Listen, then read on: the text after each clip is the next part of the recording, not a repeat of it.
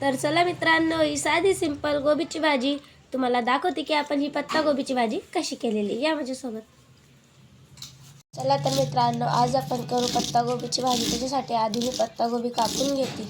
तुम्ही बघू शकता आपण गोबी बारीक कापून घेतलेली आहे. आणि भाजीसाठी लागणारं साहित्य इथं आपण अद्रक, लसूण, हिरव्या मिरच्या कुटून घेतलेल्या आहे, टमाटर 2 ते 3 टमाटर कापून घेतलेले आहे, कोथिंबीर, एका लहान प्लेटमध्ये धना पावडर, मीठ आणि हळदी घेतलेली.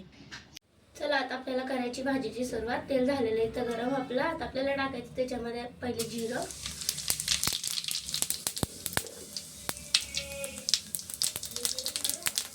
थोडं काळं झालं त्याच्यानंतर टाकायची आपल्याला तडक्याच्या मिरच्या,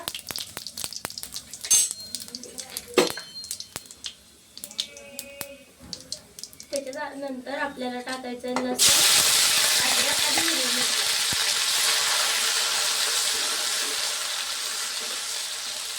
जे आपण कुटून घेतलेलं होतं हलकं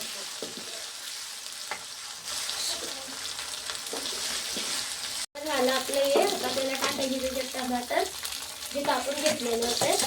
कांद्याचा वापर नाही केलेला आहे, कांदे नाही टाकतात, खूप लोक टाकतात, तर तुम्ही अशी बनवून बघा, छान लागते. आता आपल्याला टाकायचे याच्यामध्ये कोरडे मसाले, धना पावडर, हळद, मीठ, लाल मिरची वगैरे वापर नाही आहे त्याच्यामध्ये. साधी सिंपल भाजी आहे, फर्स्ट ट्राय करून बघा. आता हे झालेलं आहे आपलं. त्यात पाणी वगैरे नाही टाकलेलं आहे. आता आपल्याला टाकायची याच्यामध्ये गोबी जी आधी आपण धुवून घेतलेली होती. बघा किती बारीक कापलेली आहे, धुवून पण घेतलेली. आपण हिला पहिला आपण हलवून घेऊ. बघा आपण गोबी छान हलवून घेतलेली आहे. आता आपण हिला झाकून ठेवून घेऊ. पाणीचा यूज नाही करायचा त्याच्या. बघा ही आपली भाजी थोडी झालेली आहे, हिला वापस आपली भाजी थोडी झालेली आहे. हिला अजून थोडं जास्त ओलायचं, याच्यात पाणी वगैरे टाकायचं नाही. आता आपण ह्याच्यामध्ये टाकून देऊ मॅगी मसाला. आणि तुम्ही बघा फक्त मॅगी मसाल्याने किती टेस्ट येणार आपल्या भाजीला. तर आपण हे हलवून घेऊ.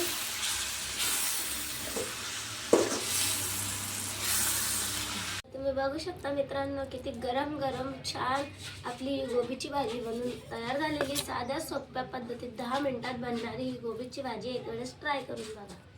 तर झाली मित्रांनो आपली गोबीची भाजी. जर ही रेसिपी तुम्हाला आवडली असेल तर प्लीज मला कमेंट करून नक्कीच सांगा.